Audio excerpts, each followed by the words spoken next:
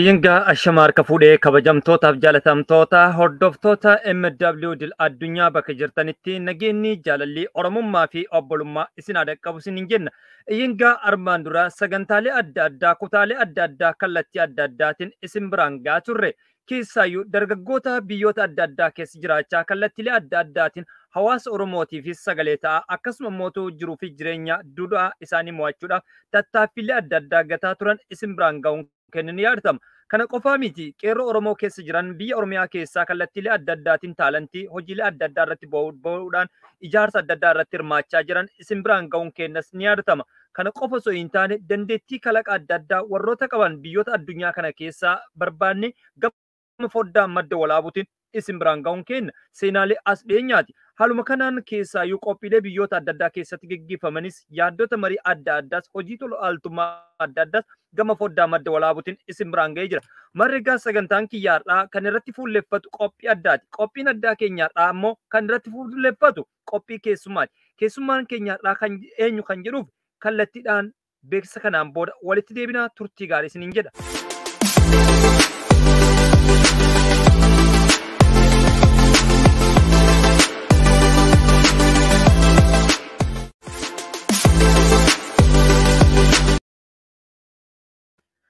Keessummaan keenyaadhaa kan irratti fuulleffatu biyya baqaa keessaayyuu biyya mirgi namoomaa hin eeggamne keessa jiraachuudhaan afoola aartii Oromoo keessaayyuu ogbarruu Oromoo irratti fuulleffate seenaalee gaggaarii barreessuudhaan dargaggeessa hojii gaarii hojjechaa jiru tokkoon qabadhee isiniif dhufeen jira. Marrigaa warroonni nu daawwachaa jirtan yaada keessan bifa yaadaatiin koomentiidhaan nu barreessuudhaan akkasumas immoo dargaggeessa keessummaa kiyyaadhaa barreessaa kitaaba seenaa adda addaa akkasumas gara peejilee adda addaatiin yaaddota gaarii burqisiisuudhaan golaa fi gola Oromiyaa nu geessuudhaan yaada gaarii arjooma seena qabeessa nuuf arjoomaa ture dargaggeessa tokkoon qabadhee isiniif dhiyaadheen jira. Ani maqaa isaa ibsuun duratti isumarraa osoo barree gaariidha kan jedhu yaada qaba waan taateef kallattiidhaan keessummaa kiyyaa gara istiidiyoottiin galchee jira. Meegaa akkuma argaa jirtan kanatti yeroo ammaa kanatti sagantaa taamsasa kallattii keenya qophii keessummaa qabadhee isiniif dhiyaadhe. Keessummaan kiyyaarraa ammootu akkuma argaa jirtanitti istiidiyoo keessatti argamu. Meegaa isaanirraa erga maqaa wal barreen boodatti kallattiidhaan yaadaa fi gaafii marii keenyatti hin deebina. Salaamu alaikum warahmatullaahi wabarakaatu. Duraan dursee baga sagantaa taamsasa kallattii madda walaabuu miidiyaa isin godhe irratti nagayaan dhuftanii sa'aatii keessan aarsaa gootanii yaamicha keenya fudhatanii dhufuu keessaniif galatoomaa isiniin jedha. Duraan dursitanii hordoftoota keenyaa fi keessan marsaalee odeeffannoo irratti isin beekamtummaa waan qabdaniif hawaasa hedduutti isin hordofa waan taate nagaa gaafadhaati. Akkasuma warroota isin hin beekneefis wal barnoota akka ta'uuf irra deebitanii akkasumaan akka wal bartan isiniin jechuun barbaada. Duraan dursee baga nagaan dhuftan. Waalaikum salaam wa rahmatullahi wa barakatuhu.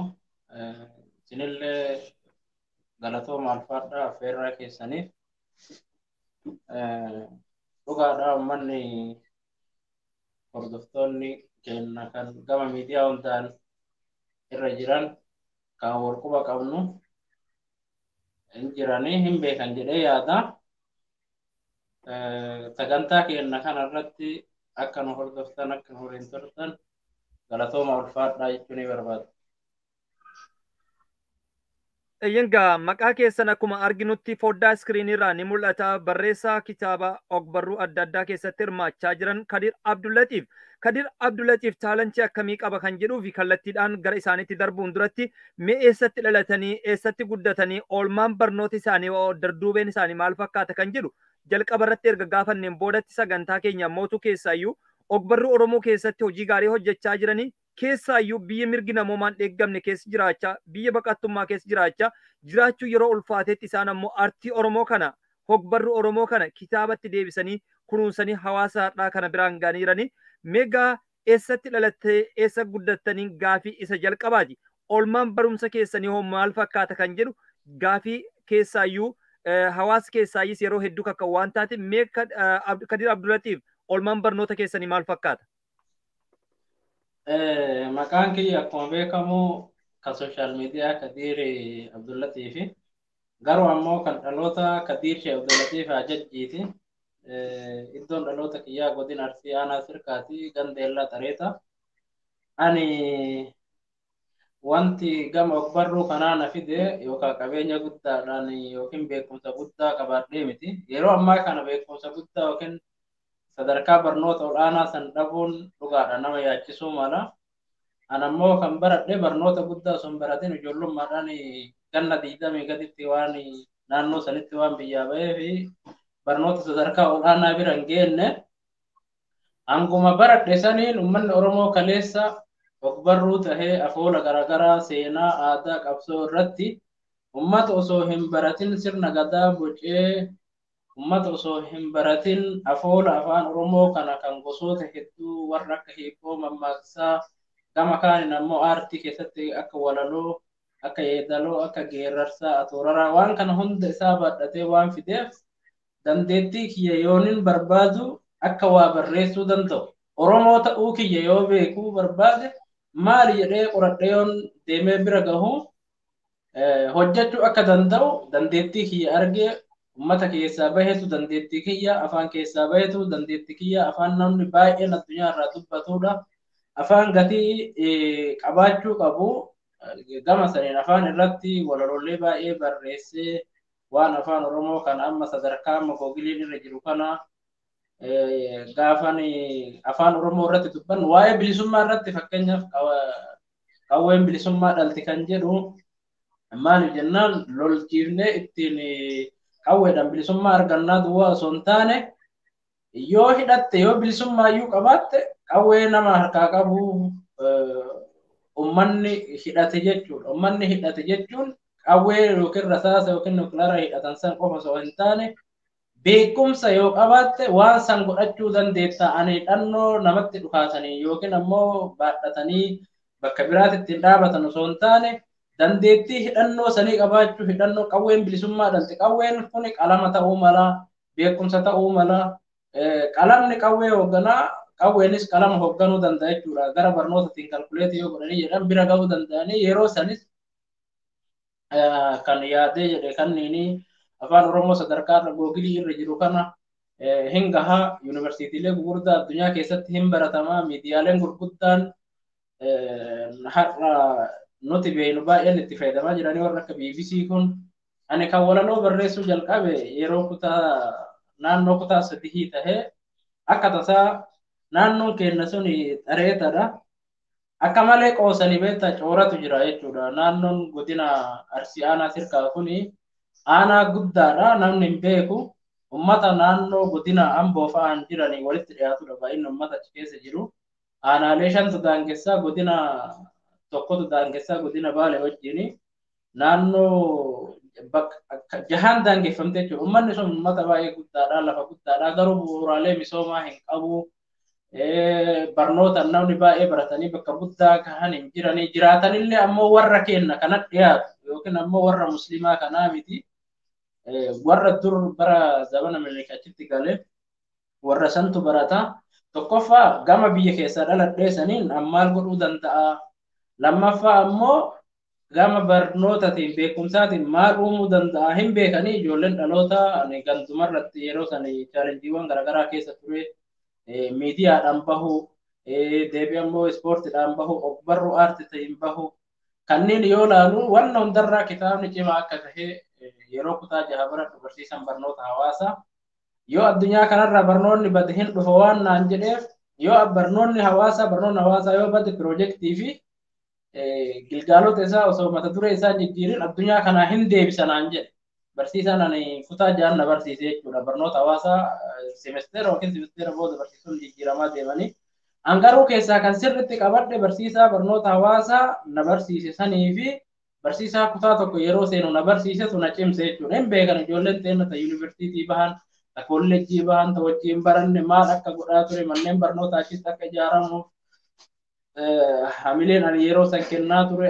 namni wajjin deemuu dadhabnee dhaloonni ammaa dhaloota xiqqoon sin hubannee hin fiigaa dhaabbatee wanni suni ana ari'aa jiramoo dheessaa jiramoo dhaqqabaa jiramoo akkanumaan fiiga waan jedhu kanan argu current issue kana waanuma amma irra jiru kana jechuudha waan yeroo kana qofa ari'aa ani immoo waan san keessaa duubatti deebi'ee qabeenya dhuunfaan argadhu duraan dunyaan guddaa wayina fakkaata beektaa. Guddinyaa waan akka maletti dalaganii argatan see biyya kanan dhufee yeroo gabaabaa keessatti waan dhabe san argadhe waan argadhe kanarraa maaltu na baasa yoo jedhu beekumsaan malee akka nan gurguruu hin dandeenye tasumaayyuu jechuudha natti mul'ate. Beekumsa yoo hin qabaanne biyya ta'e bilisoomsuu akka hin dandeenye qabeenya kee hoogganatu akka hin dandeenye inumaayyuu jiraachuu sareen nu nyaattee dhabda naguma baradhe sanittuu osoo akka san barachuu baadhee sareen awwala nama nyaatti nama keessaa awwala jalqaba na nyaatti jedheetiniin kaan shakkii qabu jechuudha. Osoo barachuu baadhee osoo mana barumsaa seenuu baadhee osoo yeroo mana barnootaa dhaqu san dhaqee ijoollee wajjin kolfee taphadhee galee har'a sadarkaa kana gahuu hin danda'u. Alhamdulillah kitaabilee asoosamaa hedduu barreesseera, kitaabilee walaloo hedduu barreesseera, jechoota saayikoo jedhaniin kanallee baay'ee qaba. Garuu ammoo Oromoo biratti mul'atuu hin barbaanne maaliif jennaan ani namoota na dura jiran artistoota irraa laalladhee jira noofaa jechuudha. Rabbiin rahmata isaanii haa godhu. Namoota akka Dr. Muhammad Rashad Abdullee irraa namoota akka Nuhoo Goobanaa irraa rabbi isaanii rahmata haa godhu. Sheeka keenya Kasikko Mandoo Kasuudii kanatti waggaa lama dura amrii taasisan hin beekta jedhee yaada. Sheekh Abdurrashiid na fakkaate. Dr. Gammachuu Magarsaa illee irraa dubbatanii jiran namni sunillee qubee mataa isaanii qabanii ani Hayilee Fidaatii fi Dr. Muhammad Rashad Abdulleetiin morkadhee ganda sadii walitti dhabsiisu jedhee nama Sikkoo Mandoo keessaa yeroo jalqabaatiif kitaaba baasee afaan Oromootiin jechuudha qubee bocee ganda sadii waliin dorgomsiisu gosa kutaa sadii Oromoo kana walitti hin buusu waan jedhu Muhammad Rashad Abdullee fa'aa wajjin rabbi isaanii haaraan as turanii jiranii. Mootummoonni biyya kana bulchan guutuun isaan irra baratanii kanneen namoonni gurguddaalleen quba qabanii jechuudha.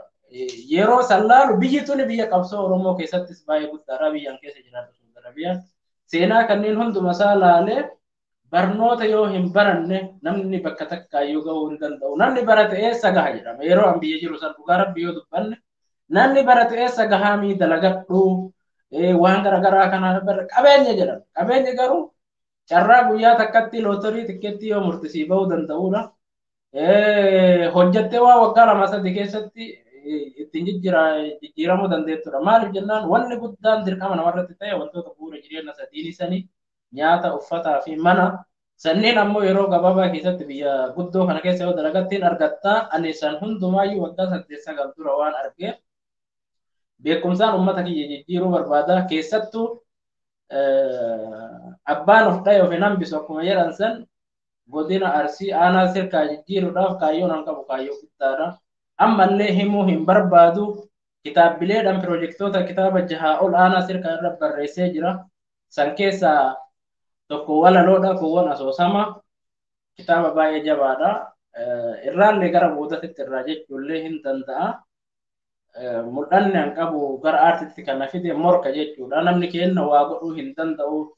Likki inda Oromoo lijochi akka jedhan sanitti hojjanne jenneetu waan yookiin ammoo akkasitti akka Oromoo nu warra lafa qabu, warra biyya qabu, warra horii qabu garuu ammoo beekumsa waan hin qabneef waa jijjiiruu hin dandeenyu waan jedhuuf sallaalee aniin hiyyeessi kun aniin mucaan xiqqaan biyyaa bahe sun aniin hiyyeessi kun aniin wallaalan kun yoo hangana deeme namni keenya kan qabeenya qabu maal godhuu danda'a? Namni keenya kan beekumsa qabu maal godhuu danda'a akka jedhu sallaalee naan morkatanii na tuffatanii innuu maal akkas jedhanii osoo dhiisan osoo hin taane na tuffatanii akka waa hojjetan qe'ee isaaniitii biyya isaaniitii nama gandatti dhalatetti yoo hojjete jijjiiramni dhufuu danda'a. Guddin Adaama Finfinnee qofa guddifne osoo hin taane ganda keessa dhalanne yoo guddifne bakkee wal jalaa itti dhokannu argachuu dandeenya. Gaafa rakkoon hamaa wayii nurra ga'e kan jedhu yaade ani hanguma jirtuun hojjedhee garuu immoo gaafa hojjedhee keessaa as bahee waan namoonni hojjetan artistoonni hojjetan yoo laalu hojii guddaa hojjedhe jedheetiin namoota baay'ee gammachiisaa anis itti gammadee jira. Gara aartii kan na fide kanneen jechuu barbaade. Egaa daawwattoota keenya kan daawwachaa jirtan sagantaa tamsaasa kallattii qophii keessummaati. Qophiin keessummaa keenyaadha. Barreessaa kitaaba Kadir Abdullatiifidha. Kadir Abdullatiif imala jireenya Oromiyaa keessatti maal akka turee fi akkam akka ture kallattii yaada isaatiin nuuf ibsee nuuf dheeree jira. Keessaayyuu yaadota isaa keessaa waan hubadhe kutaalee sadii waliin dhabsiisu jechuudhaan yaada isaa arjoome. Kutaaleen sun eenyu kan jedhuun isarraayyis gaafii jalqabaati. Itti aansuudhaan immoo keessaayyuu osoo hin baratiin falaasama keessaayyuu asoosama manguddoonni naannoo keenya taphatan jiddu galeessa godhachuudhaan invest raggatee falaasama isaanii san sammuu kiyya keessa qabadhee gara artii keessaayyuu waa barreessu loojikii adda addaa barreessuu keessatti xiyyeeffadhe jedha.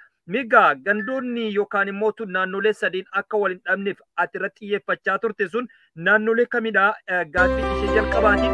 Gaaffii lammaffaa immoo dhawaat keessan kan itti arginudha. Daqiiqaa lama keessatti imala jiruu kee keessaa Oromiyaa keessatti gataa turte irratti haasaa jirraan gammaatti. Imala jiruu bakka ammoo kutaan keenya ittuma uffaa mee asirratti akkami bakka sanitti yaada hawaasa keenyaaf akka ifuutti. Asitti ani kan jedhe biyyi an keessa jiru Saudi Arabiyaadha. Biyya namni waa itti hojjechuu danda'u miti. Garuu ammoo jabina kana kan keessatti ilaalladhe seenaa Oromoo kana yoo qoradhu nama tokkotu na dura biyya kana turanii yeroo Hayilee Fidaa fi Dr. Muhammad Rashaad Abdullee qubee afaan Oromoo bocanii fidanii hojjetan san jechuudha.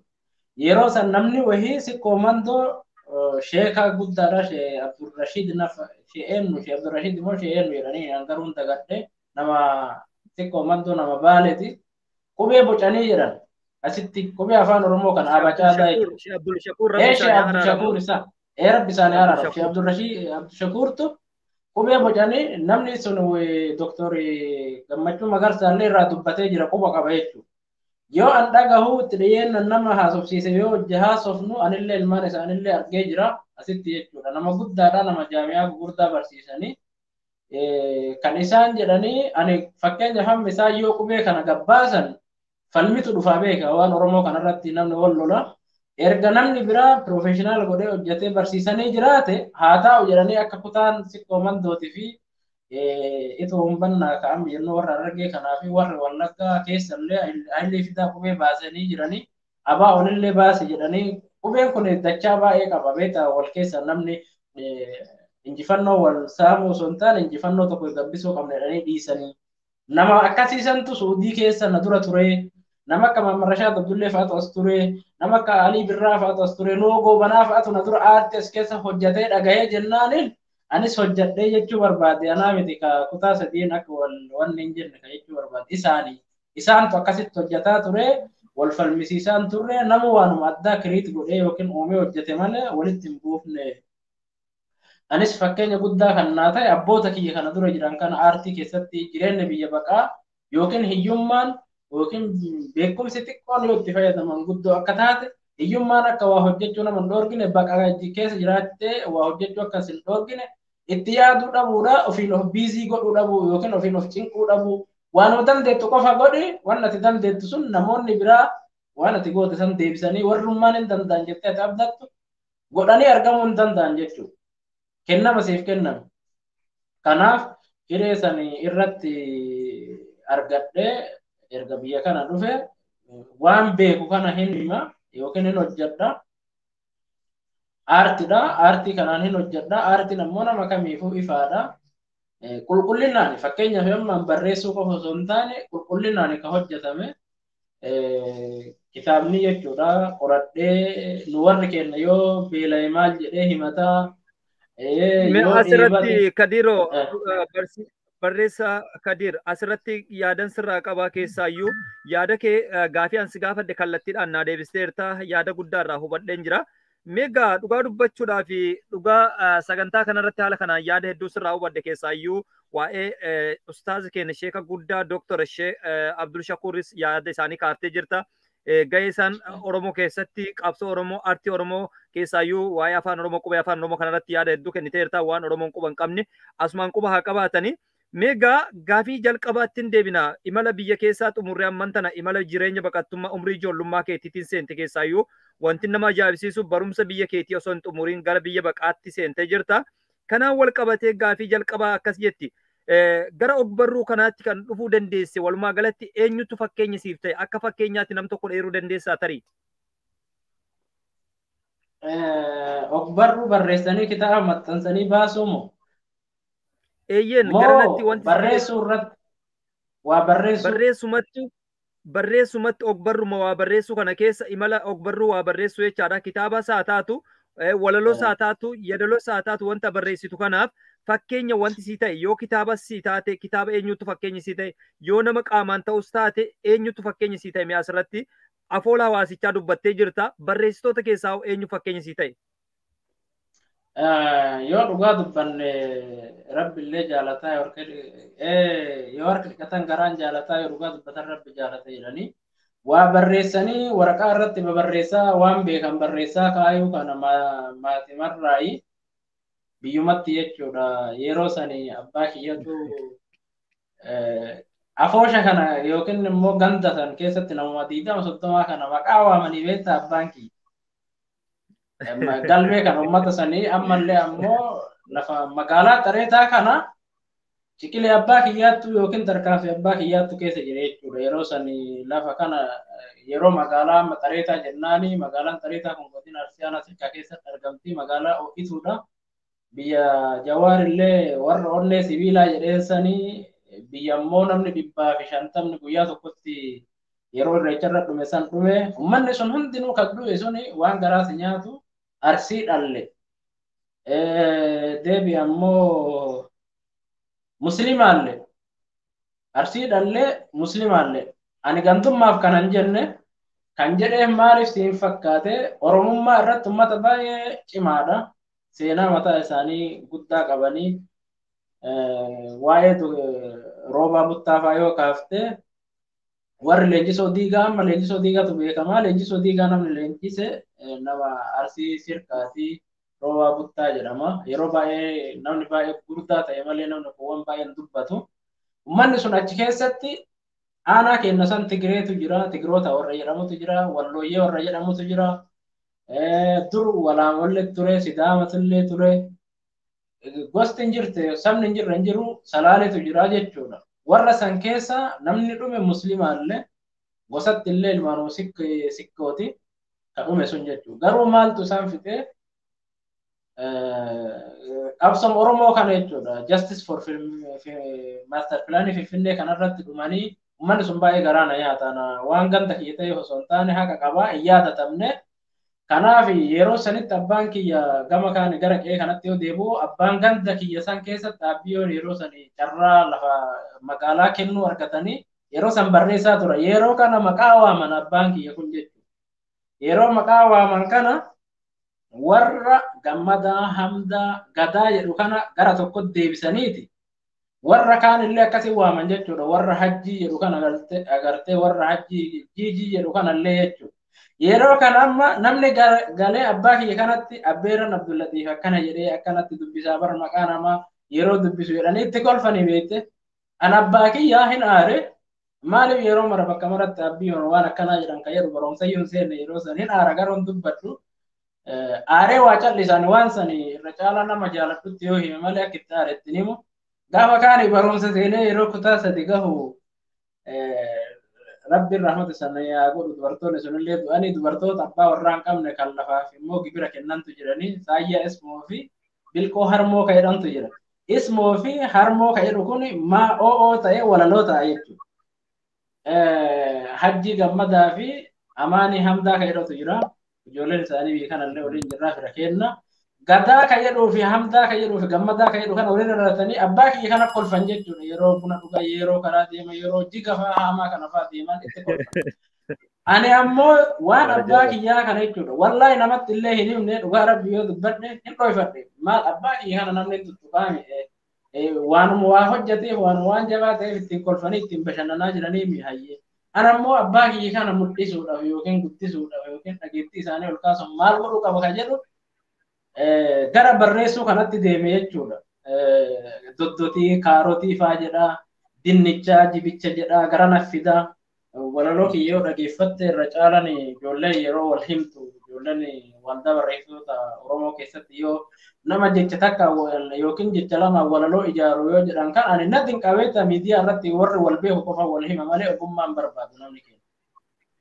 An kana kitaaba meeqan barreesseetiniin qaba jechoota tokko tokkoon walaloon akka uumamu, jecha lamaan akka uumamu, gaaleen akka uumamu, abacaadan jecha walaloon akka uumamu, maal irratti walaloo akka barreessuu dandeettu waan akka walaloo namatti salphatu hin jiru. Ogummaa keessaa garuu addunyaan isa hin dinqisiifattii baay'ee jabaadha. Shakespeare fa'aalleen akkitti deeman hin beektaa bakka guddaa gahanii walaloon kun achirraa ka'ee booda ammoo kan bira gahe jechuudha. Afaan Oromoo dhageeffataa ture reediyoo jechuudha. Akkamiin namni addunyatti makamaa kan jiru. Ani yeroo san xiqqaadhaan beeku nu gaalamaa cilaaloo kana fanqooloo kana jala jirra. Achiin duuba namni jiraatu dhagahe jechuudha. Tilmaame amma mungkin namni akka nu hiikuun gaara kana duuba jiraachuu danda'a. Warri sun immoo akkam jedha, akkam haasaa, akkam dubbata. Osoma jedhu yaadan barnootan seenee yoo an barnoota seenee ol guddadhee jabaadhee jedhu akka ummanni akka arsii akka sirkaan qofa jiru se'a ummanni akkasii ada bal'aa fi baay'een akka jiru arge yeroo argu san ammoo reediyoo dhageeffadhee reediyoo kana rabbiin isaanii araaramu warri sunillee amma baay'een isaanii du'anii faana afaan oromoo yoo beekte isa san dhageeffadha faana san irratti gabbisa afaaniin dhageeffadha gabbisa san irraa hin dhufee kitaaba barreessee maxxansee walaloon akka kitaaba taatu hin barreessaa garuu waanuma akkanuma namaa dubbisan se'a. Ammallee ammoo walaloo dheeraa akka barreessan gurbaan keenya tokko illee jira. Nasraddiiniin kun daqiiqaa 36 waa'ee aanolee irra barreesse. Isallee waggaa hedduu dura mungkin waggaa 8 akkasin taanaaf fakkaate. Yuutuubii irra dhageeffadhe walaloo dheeraa yeroo jalqabaatiif isa dhageeffadhe. Nasraddiin Adam natti fakkaate barreessaa Nasraddiin Adam Qombir. Eeyyati ani dhugaa dubbachuuf fi sekondii 45 akkas natti fakkaate. Isa san idii ta'ee jira sirboonni keessa jiranii walaloo daqiiqaa 36 kana namni nama dhageeffataa jedha achirraan hin dhufee amaanin hin baree lataallee hin baree garuu ammoo dhugaa dubbachuudhaaf namni kenna akkuma isin jedhe ogummaan barbaadu dhageettii fedha ani nama hundaayyuu nama osoo akka isaa ta'uu barbaadde naan jedhanii ta'uu dhiisii fakkaayyuu iyyuu hin barbaadne warra namni harka dha'uu kana keessaa hin beeka jechuudha maaliif ree ogummaan sii gale maal akka eenyu akka jabaa ta'e barata yoo nama caalaa hin beekin beekumsa namaa beekuu hin dandeettu yoo ogummaa mana tokko ijaaruu irratti dandeettii ijaarsaa san isaa ol hin qabaatin maal akka inni barreesse beekuu hin dandeettu qalamii dibanii sitti fidanii